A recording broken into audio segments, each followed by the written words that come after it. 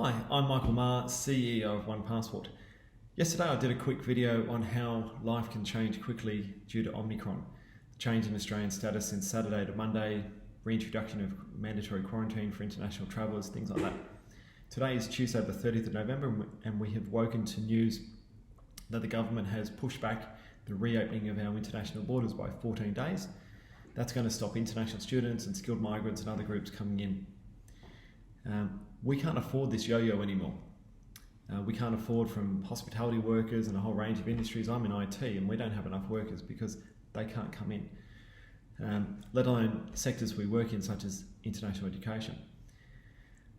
But until we go to the government and say, we've got a solution for you, we've got this, they won't change anything. They'll keep making calls on this and it doesn't matter what the sector says.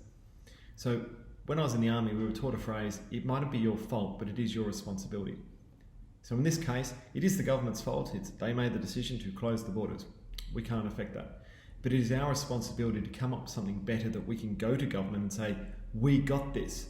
You might block some of those other groups coming in, but international students, no, because we've got this. We have a system in place which can support them coming through the door. And this involves not only the tertiary sector and the sandstone unis and the private ones, but also the vet sector and the English student world and the agents and everyone who makes up this entire ecosystem called the international education sector. So what does the solution look like that we can take to government? Well, first off, it needs a COVID response. We need to have, same as employers do in Australia, a campus-wide immunisation management system. It's not just for international students, because as soon as they come on campus, they intermingle with domestic students. Therefore, the domestic students need to be able to be tracked their vaccination status. And the staff who are walking around need their vaccination status. And then, of course, you've got vaccinations from all over the world. What do they look like? Who needs a third booster, an annual booster? Who needs a Omicron booster? Who's already had one? What are the different timeframes for those boosters? Because Pfizer will be different to Moderna, which will be different to AstraZeneca versus Sinovac and other vaccinations around the world. What about tracking tests? Sometimes you might need a PCR test for something, but what about when you need a rapid antigen test? They're like a pregnancy test. You do it, you say, I'm negative, and you throw it away.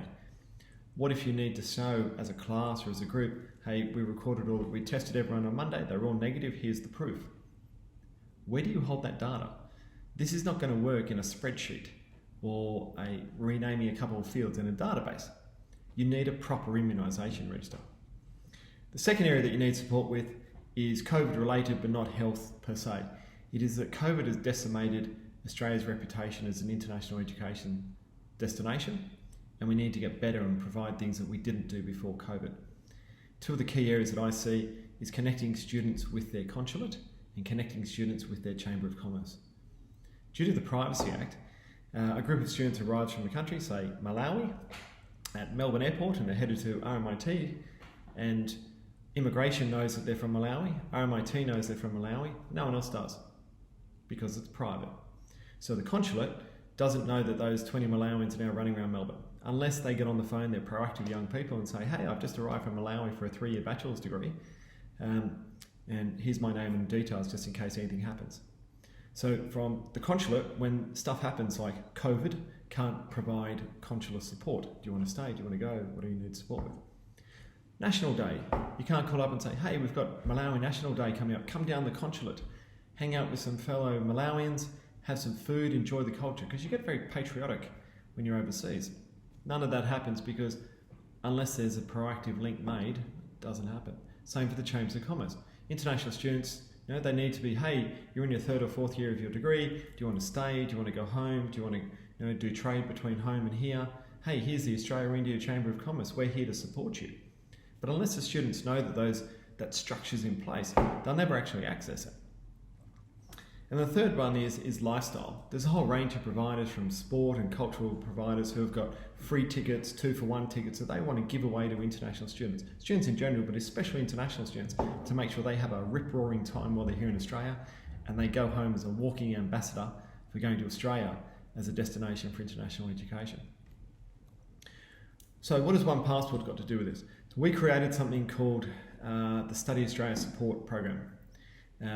It is basically designed to underpin in all these areas. We have a mobile wallet app which is used in a whole range of industries for work and connecting people. And we designed an add-on which is specific for education. We have a number of education providers, consulates, chambers of commerce and agents who use it, but it's all ad hoc. It's not used as an industry. Therefore, we don't have the power as a sector to be able to go to government and say, hey, we got this, which is what we're going to need to do if we're going to actually make a difference. It is easy to roll out. It's all smartphone based. It is very inexpensive because the aim of this was to help a sector, and the sector's been decimated, and I'm a former international student. I wanted to help.